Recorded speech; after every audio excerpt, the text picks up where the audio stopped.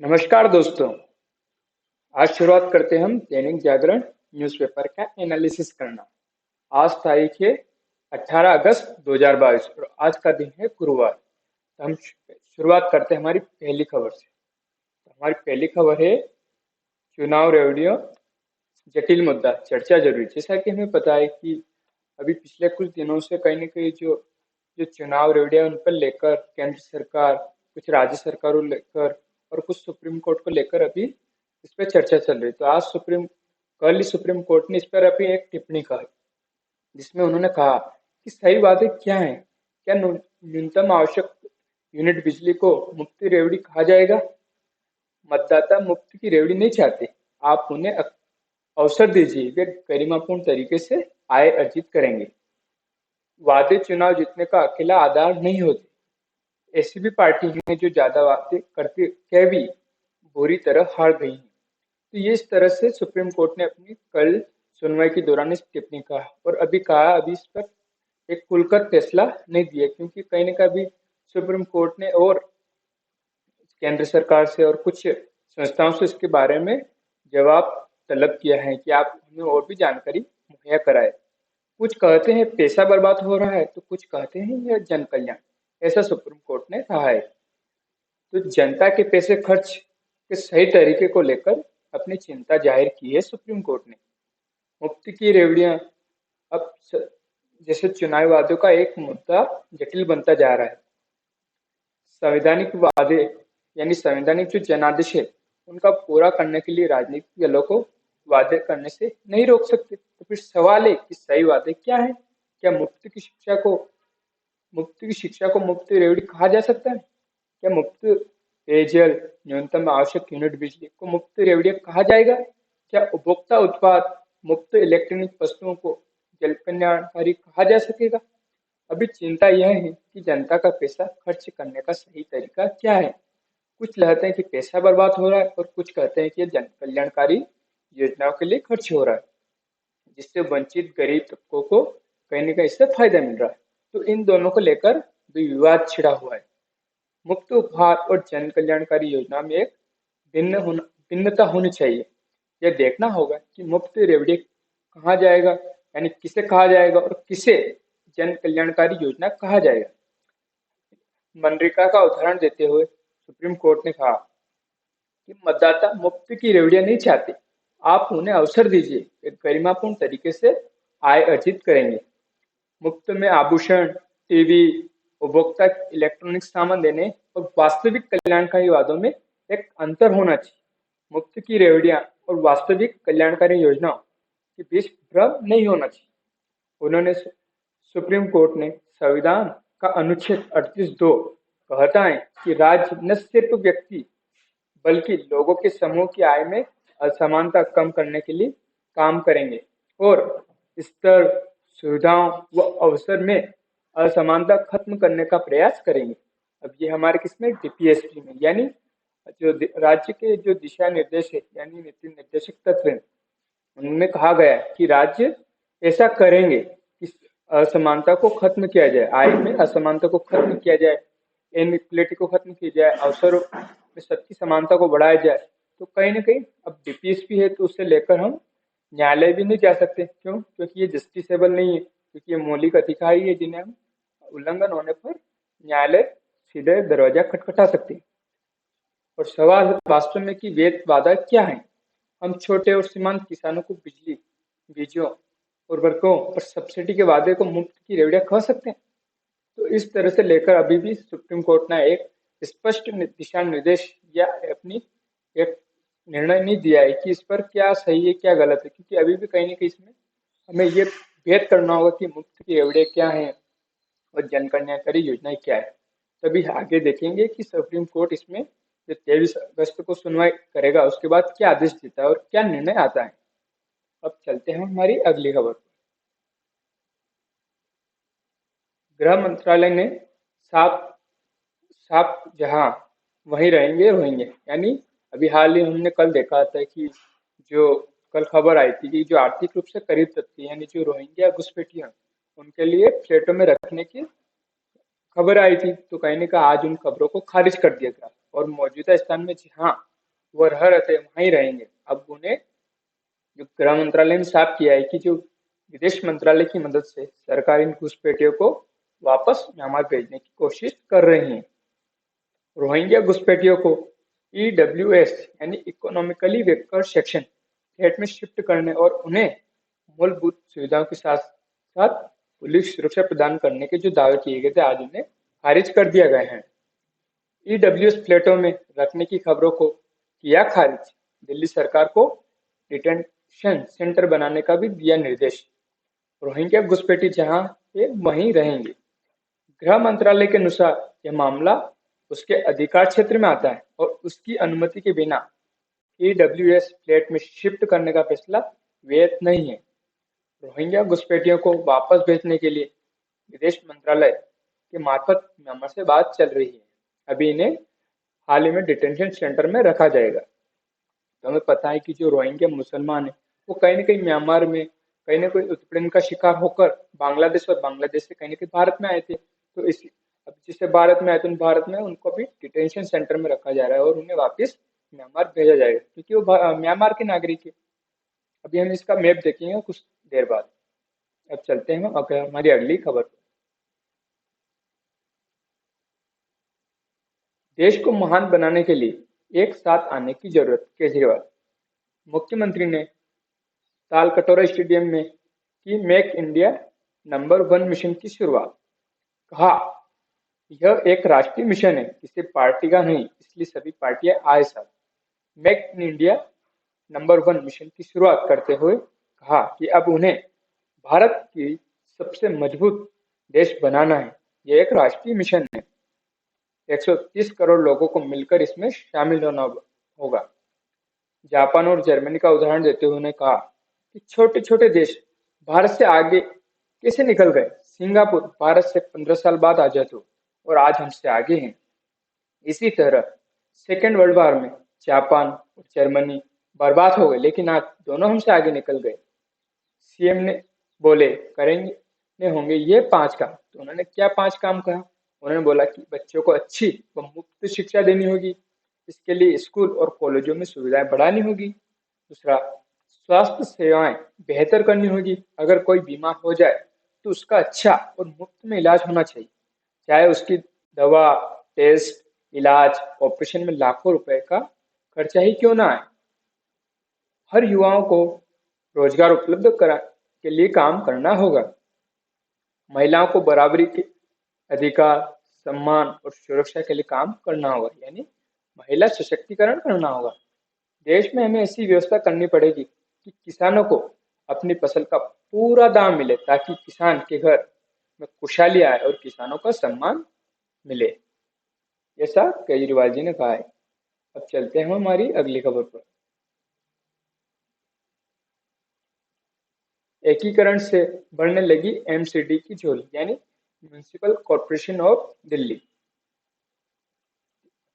दिल्ली को भाया फैसला, करीब 300 करोड़ की अतिरिक्त आय ने दिखाई सुगत भविष्य की राह। पूरी दिल्ली में एक समान शुल्क और बेहतर नीतियों के दिखाई दे रहे हैं अच्छे परिणाम। जैसे कि हमें पता है कि जो दिल्ली नगर निगम कानून संशोधन 2020 संसद से पारित कर दिया गया था और इसका लक्ष्य था कि जो खराब आर्थिक हालत से जूझते जो निगम हैं, जैसे उनके दक्षिणी निगम, पूर्वी निगम, उत्तरी निगम, तो उनको एकीकृत करने के लिए कानून लाया गया था, जिससे कहीं न कहीं हाल ही में सकारात्मक परिणाम आने लगे। निगम को संपत्ति कर से होने वाले राजस्व में बढ़ोतरी आई है और इस कानून के तहत कहीं न कहीं एकीकृत निगम के साथ एकीकृत नीति का जो सपना था वो पूरा किया गया है।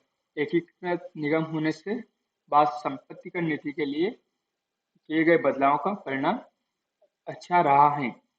शहर एक नीति को पसंद कर रहा है। एकीकृत संपत्ति नीति होने की वजह से लोगों को टैक्स जमा करने में भी सुविधा हुई है। तो इन्होंने यहाँ आंकड़ा दिखाया है कि जो दिल्ली नगर निगम कानून संशोधन 2022 से पहले जो राजस्व में था उस समय कितना था और जो कानून लाने के बाद राजस्व में कहीं न कहीं 200 करोड़ से ऊपर की उन्हें राजस्व में बढ़ोतरी हुई है। अब चलते हैं हमारी अगली खबर। रूस से तेल खरीद पर यूक्रेन नाराज। यूक्रेन ने के विदेश मंत्री ने कहा, रूस के हर बैरल तेल में यूक्रेन वासियों का खून शामिल। जयशंकर बोले, अपने नागरिकों के हितों के लिए जारी रखेंगे रूस से तेल खरीदना। रूस से तेल व गैस खरीदने के भारत के निर्णय पर यूक्रेन ने अपनी कड़ी आपत्ति जताई। इसमें विदेश मंत्री जी ने कहा है कि भारत सबसे कहीं न कहीं विकासशील देशों में, और भारत में जो प्रति व्यक्ति आय है करीब बहुत ही कम है, और प्रति व्यक्ति आय सिर्फ $2000 के करीब है। और यहाँ कीमतों यानी जो कच्चे तेल की कीमतें बढ़ने से यहाँ के लोगों के जीवन स्तर पर बहुत बुरा असर पड़ता है। तो भारत ने अपनी कहीं न कहीं जो तटस्थता की नीति है उस पर कायम रहा है। जैसा कि हमें पता है कि भारत ने ना तो रूस का स्टैंड लिया है ना यूक्रेन का स्टैंड लिया है। भारत अपनी एक तटस्थ नीति पर खड़ा है, ना तो पूरी तरह से भारत यूक्रेन का समर्थन करता है ना रूस का समर्थन करता है। तो यूक्रेन ने इसी बात को चिंता जताई थी कि जो भारत ने कहीं न कहीं जो रूस से जो अपना तेल है वो कहीं न कहीं फरवरी में जो क्रूड ऑयल था वो 2% खरीद रहा था, और जून जुलाई में आकर भारत ने 40 से 50% तक कहीं न कहीं रूस से तेल खरीदा। तो इसी पर यूक्रेन ने अपनी आपत्ति जताई थी कि कहीं न कहीं जो अंतर्राष्ट्रीय प्रतिबंधों का असर है वो रूस पर नहीं पड़ रहा है, क्योंकि अब हम तेल खरीदेंगे तो हम उसको पेमेंट करेंगे, तो पेमेंट करेंगे तो कहीं न कहीं उससे आर्थिक प्रतिबंध का तो उसको कोई जो लगाने के उसके कोई परिणाम, सकारात्मक परिणाम कम दिखने को मिल रहे हैं। अब चलते हैं हमारी अगली खबर।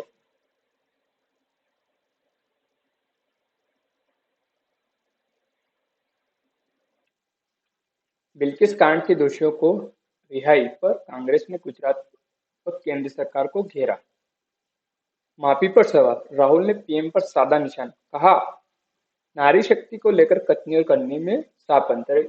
अब ऐसा क्यों? क्योंकि हाल ही में गुजरात ने जो बिल्किस बानो सामूहिक दुष्कर्म और हत्याकांड से जुड़े मामले में उम्र कैद की सजा काट रहे 11 दोषियों को माफी और उनकी रिहाई को लेकर ये हंगामा चल रहा है, जिसमें कांग्रेस ने गुजरात के साथ केंद्र सरकार को घेरा। कहा कि केंद्र सरकार की कथनी और करनी में साफ अंतर दिखाई देता है। जैसा कि हमें पता है कि जो बिल्किस बानो सामूहिक दुष्कर्म है वो 2002 में गोधरा कांड से लेकर के बाद 2008 में सुप्रीम कोर्ट ने कहा था दोषियों को सजा सुनाई थी। तो कहीं न कहीं उसी केस को लेकर वापस विपक्षी पार्टी ने केंद्र पर अपना निशाना साधा।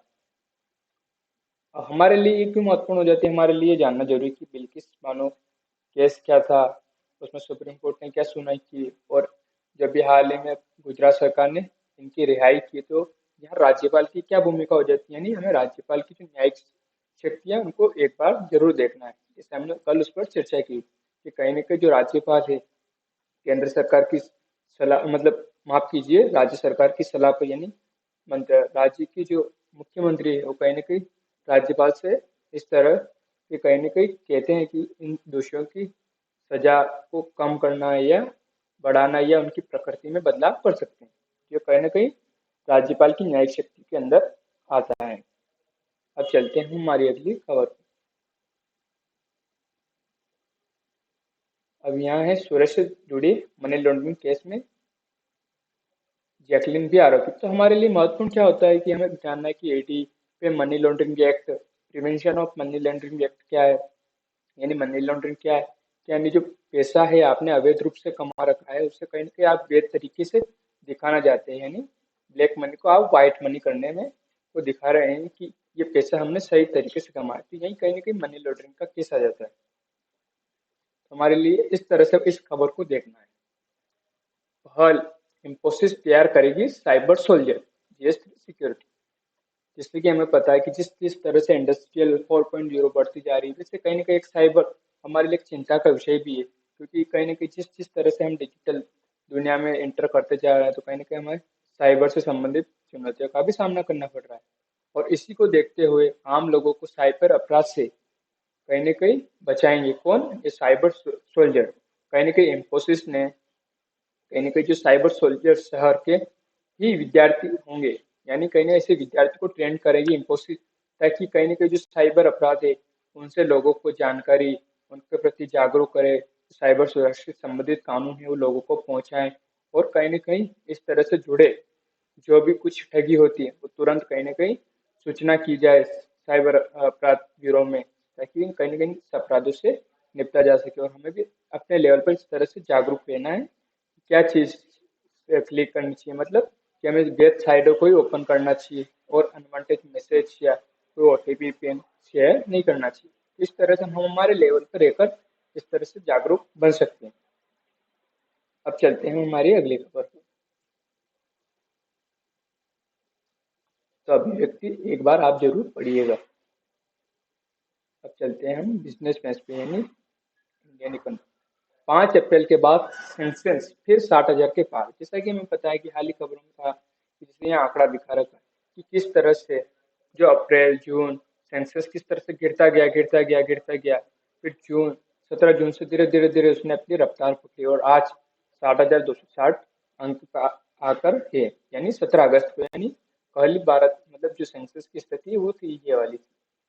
तो कहीं ना कहीं अब हमें यहाँ इस तरह से देखना है कि जो विदेशी निवेश है उन्होंने जैसे ही भारत में यानी इक्विटी में अपनी हिस्सेदारी बढ़ाई, तो कहीं ना कहीं फिर से सेंसेक्स धीरे धीरे अपनी चाल पकड़ने लगा है और धीरे धीरे बाजार को मजबूती मिल रही है। ये सब क्यों? क्योंकि वस्तुओं और तेल की कीमतों में गिरावट आने से विदेशी निवेशकों में भरोसा आया है कि कहीं न कहीं अब निवेश करने का एक अच्छा अनुकूल माहौल मिला है, जिससे कहीं न कहीं बीएसई सेंसेक्स यानी बॉम्बे स्टॉक एक्सचेंज सेंसेक्स की जो टॉप 30 कंपनियां हैं और निफ्टी एनएसई यानी नेशनल स्टॉक एक्सचेंज निफ्टी की जो 50 कंपनियां उन्होंने कहीं न कहीं अच्छा प्रदर्शन किया, जिससे कहीं न कहीं जो ओवरऑल जो सूचकांक है उसमें बढ़ोतरी देखने को मिली। तो कहीं न कहीं जो कच्चे तेल के मूल्य में भी कमी और मुद्रास्फीति से जुड़ी चिंताएं कम होने से जो रुपए डॉलर में भी कहीं न कहीं एक बढ़त बनाई है। अब रुपया डॉलर के मुकाबले 79.45 रुपये पर पहुंच गया है।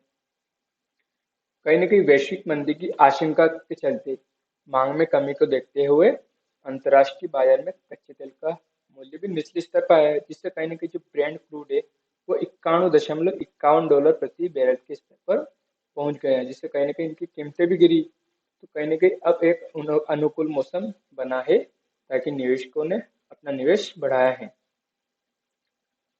एफटीए से मिलेगी टेक्सटाइल निर्यात बढ़ने में मदद। गोयल, जैसा कि हमें पता है कि हाल ही में भारत कहीं न कहीं ब्रिटेन के साथ फ्री ट्रेड एग्रीमेंट करने जा रहा है। अभी हाल ही में कुछ देशों के साथ भारत ने फ्री ट्रेड एग्रीमेंट भी किया है। तो कहीं न कहीं इससे क्या होगा कि जो टेक्सटाइल उद्योग है उसको कहीं न कहीं रोजगार मतलब उसका निर्यात बढ़ाया जाएगा, तो उससे कहीं न कहीं तो यहाँ उन्होंने ये अपनी चिंता कही कि हमें अब टेक्सटाइल जैसे दुनिया की जरूरतों के हिसाब से हमें उसमें गुणवत्ता के उत्पाद बनाने होंगे, अपनी उत्पादन क्षमता को बढ़ाना होगा। इसके अलावा टेक्सटाइल उद्योग को इनोवेशन, नए नए उत्पाद, डिजिटाइजेशन पर फोकस करना होगा। और विकसित देशों के साथ एफटीए कर रहे भारत को तभी इसका फायदा मिलेगा, क्योंकि कहीं ना कहीं जो टेक्सटाइल उद्योग है वो रोजगार परक सेक्टर है। और नए भारत भी कहीं ना कहीं टेक्सटाइल, लेदर, जेम्स, ज्वेलरी जैसे सेक्टर को अपने एफटीए में प्रमुखता दे रहा है, क्योंकि हमें पता है कि क्योंकि ये कहीं ना कहीं एक रोजगार परक क्षेत्र भी है। इससे अगर ये एफटीए यानी फ्री ट्रेड एग्रीमेंट होता है तो कहीं ना कहीं हमारा देश से निर्यात बढ़ेगा। निर्यात बढ़ने से कहीं ना कहीं हमारे यहाँ लोगों को रोजगार मिलेगा, निर्यात बढ़ेगा, तो कहीं ना कहीं हमारी विदेशी आय भी हम अर्जित करेंगे, जिससे दोनों तरफ से भारत का ही फायदा है। आप जान लेते कि जो फ्री ट्रेड एग्रीमेंट है उसमें क्या होता है कि जो दो देश है, देशों के समूह आपस में मिलकर क्या होता है, जो सीमा शुल्क होता है उसको धीरे धीरे धीरे कम करने लग जाते हैं, जिससे क्या होता है कि सीमा शुल्क कम होने से कहीं ना कहीं देशों के बीच में जो व्यापार है वो बढ़ने लग जाता है। इससे अब चलते हैं हमारी अगली खबर। दुनिया के कुल 60% टीकों का उत्पादन भारत में। वित्त मंत्री निर्मला सीतारमण जी ने कहा कि दुनिया में इस्तेमाल होने वाले सभी टीकों का लगभग 60% उत्पादन भारत में होता है। कल ही कैबिनेट ने फैसले दिए, किसानों को आगे भी सस्ती दरों पर मिलेगा रहेगा कर्ज। कल कैबिनेट का फैसला था, यानी प्रधानमंत्री नरेंद्र मोदी की अध्यक्षता वाली कैबिनेट ने छोटी अवधि के 3 लाख तक कृषि ऋण पर ब्याज में 1.5% की सब पेंशन योजना फिर से बहाल की है। इससे किसानों को कम दर पर ऋण मिलने के रास्ता साफ हो गया है और इससे कैबिनेट के इस फैसले का बैंक और वित्तीय संस्थानों पर कोई बोझ नहीं पड़ेगा।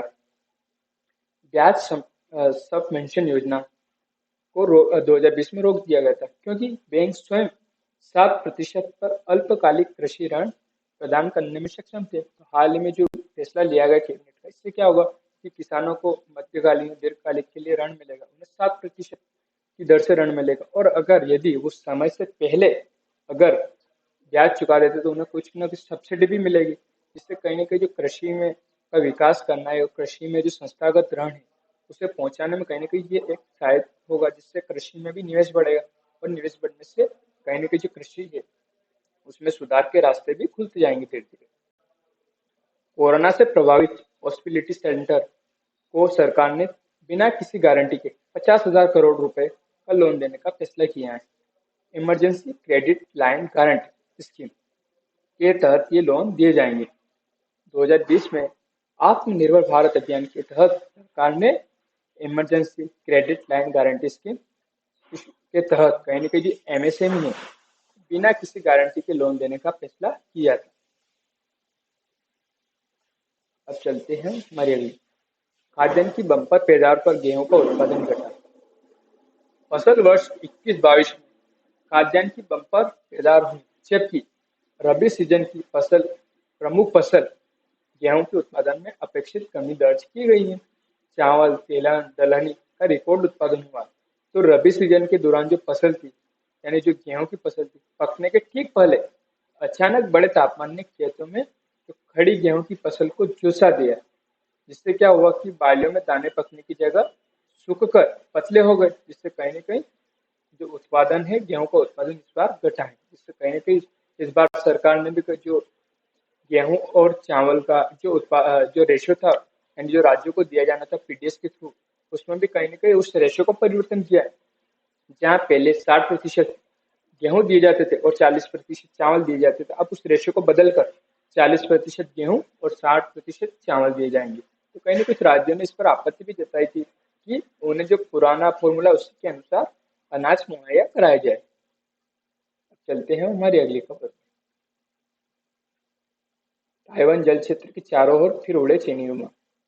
जैसा कि हमें पता है कि कहीं न कहीं खबरों में बना हुआ है कि जो अमेरिका की प्रतिनिधि सभा नैन्सी पेलोसी और अमेरिकी सांसदों के प्रतिनिधि मंडल की ताइवान यात्रा से चीन कहीं न कहीं जो ताइवान के आसपास के क्षेत्रों में सैन्य अभ्यास कर रहा है, जिससे कहीं न कहीं क्षेत्र में तनाव बढ़ता जा रहा है। कहीं न कहीं वो ताइवान पर अपना दबाव बना रहा है, जो कहीं न कहीं वो चाहता है कि ताइवान उसके क्षेत्र के अंदर आ मिल जाए। अब चलते हैं, बाइडेन ने ऐतिहासिक जलवायु व स्वास्थ्य देखभाल विधेयक को दी हरी झंडी। जो अमेरिकी राष्ट्रपति ने मध्यावधि चुनाव से पहले उठाया बड़ा कदम। जलवायु परिवर्तन से मुकाबले के लिए खर्च होंगे 375 अरब डॉलर। तो हम देख लेते हैं कि जो ये था एक बिल क्या था। तो अमेरिकी राष्ट्रपति जो बाइडेन ने मंगलवार को डेमोक्रेटिक पार्टी की ऐतिहासिक जलवायु परिवर्तन व स्वास्थ्य देखभाल विधेयक पर हस्ताक्षर कर दिया। इस कानून में स्वास्थ्य बीमा सब्सिडी विस्तार और दवा की कीमत व महंगाई कम करने के प्रावधान शामिल है। कानून में जलवायु परिवर्तन के मुकाबले के लिए अब तक का ऐतिहासिक का सबसे बड़ा कदम उठाया है। इसमें कहीं न कहीं संघीय निवेश भी शामिल है। एक दशक में 375 अरब डॉलर खर्च किए जाएंगे। इससे कहीं न कहीं जो स्वास्थ्य देखभाल बीमा है उसमें भी बढ़ोतरी की जाएगी। बड़ी कंपनियों पर नए कर लगाएंगे लगाकर तथा संपन्न लोगों व संस्थाओं की आंतरिक राजस्व सेवा प्रवर्तन को बढ़ाकर योजना के लिए धन जुटाया जाएगा। इस कानून को 2 trillion belt bag better act का लघु संस्करण बनाया गया। जैसा हमें पता है कि कहीं न कहीं जो बिल्ट बैग बेटर कहीं न कहीं जो चीन की चाहे जो वन रोड इनिशिएटिव थी ओबोर, उसको कहीं न कहीं काउंटर करने के लिए लाया गया था। तो इस तरह से हमें इस खबर को देखनी है। अब चलते हैं हम हमारी अगली खबर। पाकिस्तान में सैन्य चौकियां बनाने की फिराक में है चीन। अब हमारे लिए क्यों महत्वपूर्ण है, क्योंकि चीन और पाकिस्तान मिलकर कहीं न कहीं जो सीपीए है, चाइना पाकिस्तान इकोनॉमिक कॉरिडोर बना रहे। तो कहीं न कहीं जो चीन है पाकिस्तान में कहीं न सैन्य चौकियां बना रहे, तो ये हमारी सुरक्षा के लिहाज से कहीं न कहीं एक चिंता का विषय है। तो बीआरएल योजना के तहत निवेश के बाद अब ड्रैगन चाहता है इन सुरक्षा के लिए क्या कर रहा है वो। अब जो उसने इंफ्रास्ट्रक्चर पर जो पैसे खर्च किए, जो अधोसंरचना का निर्माण किया, तब उनकी सुरक्षा के लिए कहीं ना कहीं चीन अपनी सैन्य चौकियां बना रहा है। महत्वाकांक्षी बेल्ट एंड रोड पहल बीआरआई योजना के तहत निवेश करने के बाद चीन अब उसकी सुरक्षा चाहता है। और पाकिस्तान अफगानिस्तान मार्ग के माध्यम से जो बेल्ट एंड रोड इनिशिएटिव है, चीन मध्य एशिया में अपने प्रभाव को विस्तार करने का भी इच्छुक है। और इसीलिए देशों में कहीं न कहीं रणनीतिक निवेश भी बढ़ा रहा है। ग्वादर बंदरगाह जो सीपीसी है, वो कहीं न कहीं जो ग्वादर बंदरगाह तक जाएगी। तो एक हमें इसको अभी मैप में देखेंगे कि जो सीपीएससी है, उसका विस्तार कहाँ से कहाँ तक है। भारत और चीन के सैनिक रूस में संयुक्त सैन्य अभ्यास में लगे लेंगे भाग। रूस में होने वाले वोस्टोक 2022 सैन्य अभ्यास में भाग लेंगे कौन? भारत, जो रूस में होने वाला है। सैन्य अभ्यास में बेलारूस, ताजिकिस्तान, मंगोलिया और कुछ अन्य देश भी हिस्सा लेंगे। अब चलते हैं हमारी अगली खबर। आज जैसा कि हमें पता है कि जो बायोमेट्रिक ऑथेंटिकेशन जो टेक्नोलॉजी है वो क्या है, ये हमारे कहीं की जीएसटी की साइंस एंड टेक्नोलॉजी और अवेयरनेस से जुड़ा हुआ है। तो एक बार हम देखते हैं कि बायोमेट्रिक टेक्निक क्या होती है। तो आजकल कहीं ना कहीं स्कूल, कॉलेज, ऑफिस, एयरपोर्ट आदि पर हर जगह बायोमेट्रिक ऑथेंटिकेशन का उपयोग तेजी से बढ़ा है। देश में नए क्रिमिनल प्रोसीजर आइडेंटिफिकेशन एक्ट 2022 के तहत पुलिस अपराधियों का बायोमेट्रिक डाटा ले सकती है। तो हम जान लेते हैं कि बायोमेट्रिक तकनीक और इसके फायदे के बारे में। तो आजकल पहचान के लिए बायोमेट्रिक तकनीक का उपयोग हर जगह किया जा रहा है। अभी हाल में नया कानून लाया गया है जिसे क्रिमिनल प्रोसीजर आइडेंटिफिकेशन एक्ट 2022 के तहत जो पुलिस है अपराध के लिए गिरफ्तार या दोषी ठहराए गए व्यक्ति का बायोमेट्रिक डाटा ले सकती है। पहले जो कानून था उसमें कहीं ना कहीं जो पुलिस को तस्वीरों के अलावा अंगुलियों के निशान, पैरों के निशान सहित कैदियों की शारीरिक माप लेने की अनुमति थी। अब नया कानून के तहत आइरिस, रेटिना स्कैन, फिजिकल और बायोमेट्रिक नमूने, सिग्नेचर और हैंड राइटिंग के नमूने एकत्र करने की अनुमति भी देता है ये नया कानून। इसके तहत राष्ट्रीय अपराध रिकॉर्ड ब्यूरो भी सभी कानून प्रवर्तन एजेंसियों से माप के रिकॉर्ड एकत्र करेगा और उन्हें 75 वर्षों के लिए डिजिटल प्लेटफॉर्म में सुरक्षित रखेगा। अब जान लेते हैं कि बायोमेट्रिक तकनीक क्या है। तो बायोमेट्रिक तकनीक आधारित जैविक माप यानी बायोलॉजिकल मेजरमेंट है, जिसकी मदद से किसी व्यक्ति की पहचान की जाती है। तकनीक के तहत fingerprint mapping, facial recognition, retina scan आदि से संबंधित डाटा ले और रखे जाते हैं। आजकल स्मार्टफोन, अटेंडेंस लेने वाली मशीन आदि भी इसका उपयोग करती हैं। हर व्यक्ति की बायोमेट्रिक डिटेल अलग अलग होती हैं। एक व्यक्ति का आंख का रेटिना या फिंगरप्रिंट किसी दूसरे व्यक्ति से मेल नहीं खा सकता। तकनीक से इंसान की एक अलग यानी एक यूनिक पहचान बनती है। खास बात यह है कि इस डिटेल को कोई फेक या चोरी भी नहीं कर सकता। कैसे और कहाँ हो रहा है बायोमेट्रिक का उपयोग? तो बायोमेट्रिक सिक्योरिटी के लिए आमतौर पर आवाज की पहचान, फिंगरप्रिंट स्कैनिंग, फेशियल और आइरिस रिकॉग्निशन और हार्ट रेट सेंसर आदि का उपयोग होता है। फिंगरप्रिंट स्कैनर में दोनों हाथों की अंगुलियों को स्कैन कर उस व्यक्ति की पहचान की जाती है। यह कार्य कंप्यूटर के डेटाबेस में सेव इंफॉर्मेशन के आधार पर होता है। यह बेहद सटीक इंफॉर्मेशन प्रदान करता है। वहीं वॉइस रिकॉग्निशन में व्यक्ति की आवाज के आधार पर उसकी पहचान की जाती है। आइरिस स्कैनर में आंखों के रेटिना को स्कैन किया जाता है। फिंगरप्रिंट स्कैनर की तरह ही आइरिस स्कैनर भी एक सटीक और बेहद सही जानकारी देता है। फेस स्कैनर में व्यक्ति के चेहरे को स्कैन कर उसकी पहचान की जाती है। वैसे देखा जाए तो आजकल संवेदनशील दस्तावेजों और कीमती सामानों की सुरक्षा के लिए एडवांस बायोमेट्रिक का उपयोग किया जा रहा है। अब देख लेते हैं कि कितना सुरक्षित है बायोमेट्रिक स्कैनर। तो बायोमेट्रिक तकनीक फिलहाल ऑथेंटिकेशन के लिए बाकी सभी तकनीकों से ज्यादा सुरक्षित है। आमतौर पर बायोमेट्रिक डाटा को हैक करना कठिन होता है। पासवर्ड चुराने के मुकाबले हैकिंग में अधिक समय लगता है। फेशियल रिकॉग्निशन सहित बायोमेट्रिक स्कैनर को गुमराह किया जा सकता है। फिंगरप्रिंट क्लोनिंग, अब हम इससे जुड़ी चिंताओं को देख लेते हैं। तो कहीं ना कहीं इसमें फिंगरप्रिंट क्लोनिंग है, बायोमेट्रिक सुरक्षा कहीं ना कहीं व्यक्तिगत गोपनीयता को नष्ट भी कर सकता है, और कहीं ना कहीं अगर मान लो इसे किसी ने चुरा लिया है तो कहीं ना कहीं एक गोपनीयता का भी खतरा मंडराता है। व्यक्तिगत डाटा को आसानी से और बिना सहमति के एकत्रित किया जाता है, ऐसा इसमें कुछ लेकर इसकी चिंता है। तो हमें देखना है कि ये तकनीक क्या है और इसमें कैसे सुरक्षा किया जा है। अब हमारे लिए एक अवेयरनेस यानी एक चीज की तरह देखना है इसको। अब इस पे कुछ पीएचडी जैसा नहीं, हमें सामान्य ज्ञान की तरह देखना है कि क्या तकनीक कहाँ उपयोग हो रही है और किस तरह से इसकी सुरक्षा चिंताओं को भी देखना है और किससे इनका समाधान निकाला जा सकता है। अब चलते हैं हमारी अगली खबर। तो चीतों को नामीबिया से भारत आने में अभी लगेगा महीने भर से ज्यादा। जैसा हमें पता है कि हाल ही में कहीं ना कहीं जो भारत सरकार है नामीबिया और साउथ अफ्रीका से चीते लाकर मध्य प्रदेश के पूनू पालमपुर अभियान में रखने जा रही हैं। तो नामीबिया से लाए जाने वाले चीतों का पहला स्वास्थ्य परीक्षण कराकर लौटे भारतीय दल ने दिए संकेत।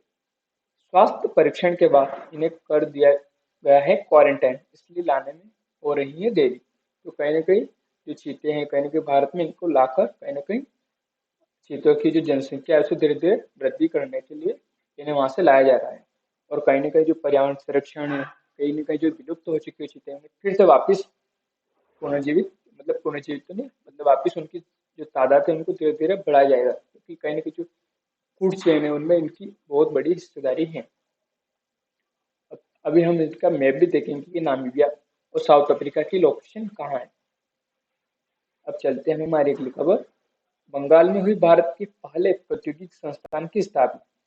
1951 में आज ही बंगाल के खड़गपुर में भारत का पहला प्रौद्योगिकी संस्थान आईआईटी खड़गपुर खुला था। इसकी गणना भारत के सर्वोत्तम इंजीनियरिंग संस्थानों में होती है। तो हमारी जो न्यूज एनालिसिस है वो यही समाप्त होता है। अब हम थोड़े मैपों को एनालिसिस करेंगे।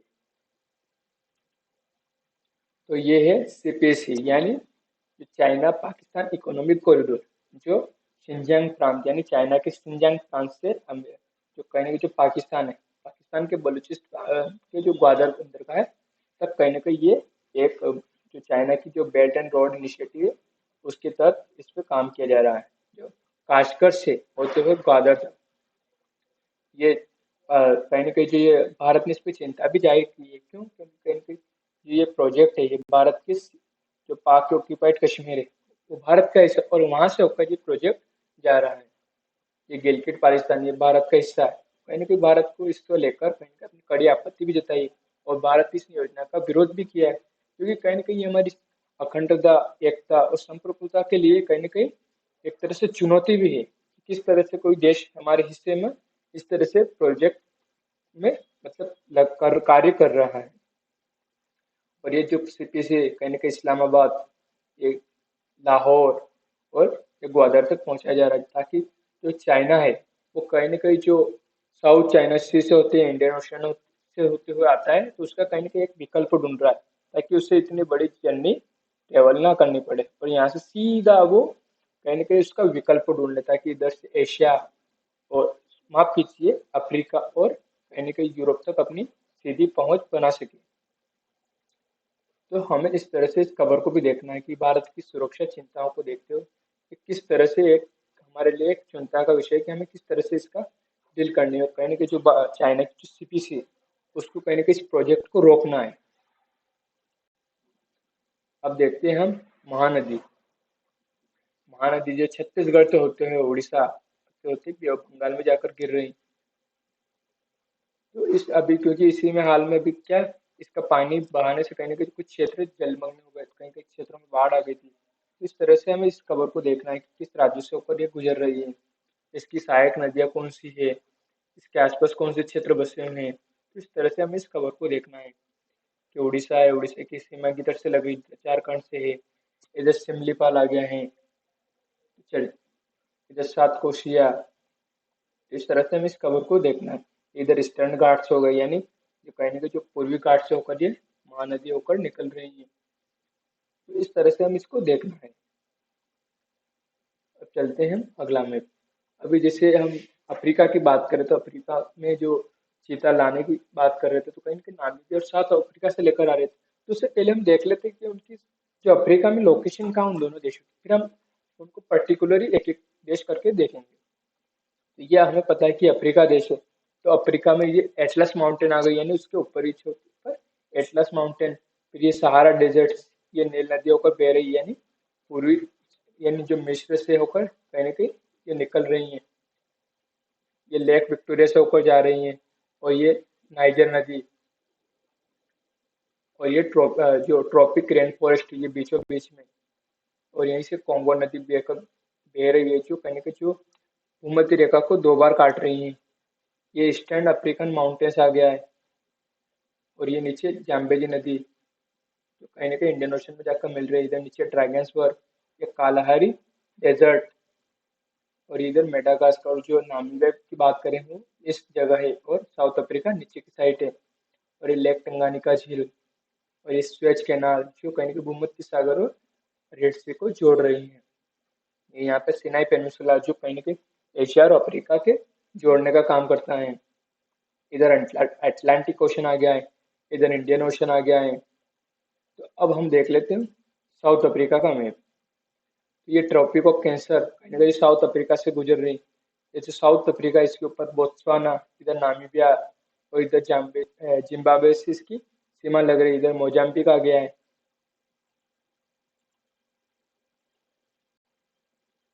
और ये ट्रॉपिक ऑफ कैप्रिकॉर्न, यानी जो मकर रेखा होकर गुजर रही।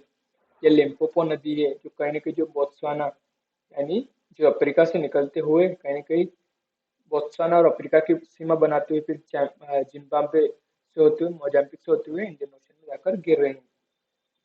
ये प्रेटोरिया, इसका भी कहीं ना कहीं हम इतिहास पढ़ते थे तो नाम सुनते हैं, प्रेटोरिया। और ये जोहान्सबर्ग, इसका भी कहीं ना कहीं चर्चा में रहता है, इसका भी नाम सुनते हैं। ये कालाहारी डेजर्ट है, जो कहीं ना कहीं नामीबिया, बोत्सवाना के इधर क्षेत्रों में फैला हुआ है। और ये ऑरेंज नदी है, ऑरेंज नदी ये होकर कहीं ना कहीं जो अटलांटिक ओशन में जाकर गिर रही है। ये साउथ अफ्रीका, ये केप टाउन है।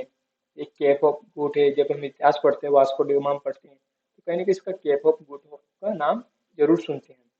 एक केप हो, केप आगुलास, जो इसकी सबसे दक्षिणतम चोटी है। पोर्ट एलिजाबेथ, इंडियन ओशन आ गया इधर। पोर्ट सेंट जॉन्स, या लेसोतो, कहीं ना कहीं लैंडलॉक कंट्री आ गई इसके अंदर। या ड्रैंगेसबर्ग, ये दरबन, दरबन इसका भी नाम सुनते हैं। ये स्वाजीलैंड, कहीं ना कहीं ये लैंडलॉक कंट्री है इनके बीच में, साउथ अफ्रीका के बीच में अवस्थित है दोनों। ये कैम्बरले की खान, जो कहीं ना कहीं सोने के लिए प्रसिद्ध है। ये पीटर्सबर्ग, ये Kruger national park, blow important. तो इस तरह से हमको स्थल देखते रहना धीरे धीरे, ताकि हमारे दिमाग में इनकी एक पिक्चर क्लियर हो जाए, एक पिक्चर बन जाए। अब हम नामिबिया को देख लेते हैं। ये अंगोला, इधर जाम्बिया, इधर जिम्बाब्वे, बोत्सवाना, और नीचे साउथ अफ्रीका, इससे सीमा लगे। अभी ऑरेंज नदी जो साउथ अफ्रीका से निकलते हुए कहीं ना कहीं नामीबिया से होते हुए कहीं ना कहीं अटलांटिक ओशन में गुजर रही है। ट्रॉपिक ऑफ कैंसर नामीबिया से होकर गुजरी। अभी हम जिस कालारी डेजर्ट की बात कर रहे थे, तो कहीं ना कहीं इनकी सीमा पर लगा हुआ है, यानी बोत्सवाना आ गया, इधर साउथ अफ्रीका है, इधर नामीबिया की सीमाओं में फैला हुआ है। विंडोइस्क, यानी ये फिश रिवर भी कहीं ना कहीं नामीबिया से होकर गुजर रही है। ऊंस माउंटेन आ गया है। इधर कहीं ना कहीं एक नामीबिया का डेजर्ट भी है इस साइड। तो इस तरह से हमको मैप को देखना है। माउंटेन्स कौन सी, इसमें कौन सी नदियों का बह रही है। Namibia, Naukluft National Park, Atlantic Ocean, Skeleton Coast तट आ गया इस पे। इधर क्वीन रिवर इससे अंगोला और दोनों की सीमा बनाती हुई निकल रही है। अब चलते हैं थोड़ा सा को इसके नीचे देख लेते हैं।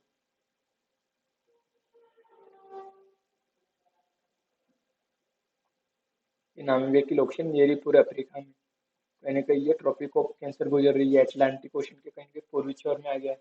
ये प्राइम मेरिडियन आ गई, यानी जिस ये अफ्रीका, साउथ अफ्रीका, जिसकी हम बात कर रहे थे अभी। साउथ अफ्रीका को एक बार, ये साउथ अफ्रीका, ये वेस्टर्न केप, ईस्टर्न केप, ये फ्री स्टेट, इसका इतिहास में हम नाम सुनते हैं फ्री स्टेट का। ये लेसोथो, ये स्वाजीलैंड, ये नॉर्थर्न केप, ये लिम्पोपो स्टेट इसका, ये जोहान्सबर्ग आ गया, ये प्रिटोरिया आ गया, जोहान्सबर्ग, यानी कि जो सोने की खानों के लिए प्रसिद्ध हैं।